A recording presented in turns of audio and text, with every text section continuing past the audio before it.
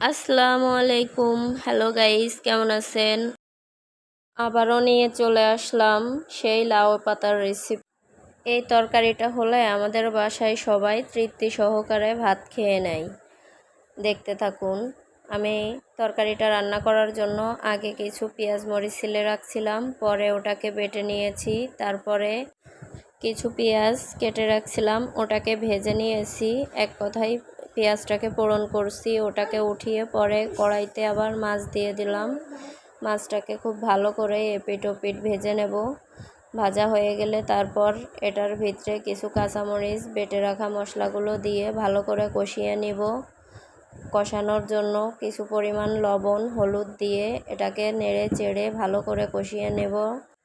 কষানোটা যেন খুব ভালোভাবে হয়, ভিতরে জানি লবণ হলুদ সব কিছু ভালোভাবে মিক্স হয়ে যায়। এজন্য আমি একটু পানি দিয়ে এটাকে ভালো করে কষিয়ে নিব। কষানো হওয়া পর্যন্ত আমি অপেক্ষা করব। আমাদের বাসায় এই রেসিপিটা হলে আর কোনো সবজি বা কোনো কিছুর প্রয়োজন হয় না। আপনাদের কাছেও ভালো লাগবে, অবশ্যই বাসায় ট্রাই করবেন। এবার দেখেন পানিটাকে শুকিয়ে আসার পরে আমি আবারও পানি দিয়ে দিলাম। এটাকে বলে ঝোলের পানি। এটা দেওয়ার পরে আমি বলক ওঠা পর্যন্ত অপেক্ষা করব। কড়াইটা ঢেকে দেব।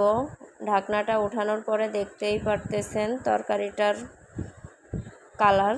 এরপরে আমি এর ভিতরে কিছু শাক ধুয়ে রাখছিলাম, এটাকে দিয়ে দিলাম। দিয়ে আবারও কিছু সময় ঢেকে রাখার পরে আবারও উঠিয়ে নিয়েছি। ওঠানোর পরে আমি কিছু মশলা বেটে নেব। আগে থেকে ভেজে রাখা ওই পেঁয়াজটা আর কিছু পরিমাণ জিরা এটাকে বেটে নিয়ে সাইডে রাখবো।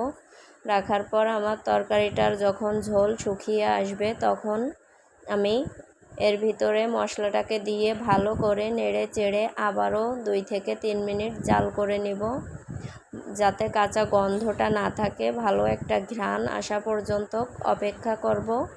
এরপরে দেখতেই পারতেছেন আমি মশলাটা দেওয়ার পরে আরও কিছুক্ষণ জাল করে নিলাম। কাঁচা জিরার যে গন্ধ, ওই গন্ধটা থাকবে না। আপনারা অবশ্যই ট্রাই করবেন। এরপরে যাই হোক তরকারিটা আমার কমপ্লিট। এবার আমি একটা প্লেটে কিছু ভাত নেব, একটু তরকারি নেব, নিয়ে আপনাদেরকে খেয়ে দেখাবো কেমন হয়েছে। মাশাল্লাহ, তরকারিটা খেয়ে দেখছি, খেতে তো মাশাল্লাহ অনেক সুন্দর হয়েছে। অবশ্যই আপনারা বাসায় ট্রাই করবেন। এরকম একটা সবজি থাকলে আর কিছুই লাগে না। এক প্লেট ভাত অনায়াসেই শেষ করা যায়।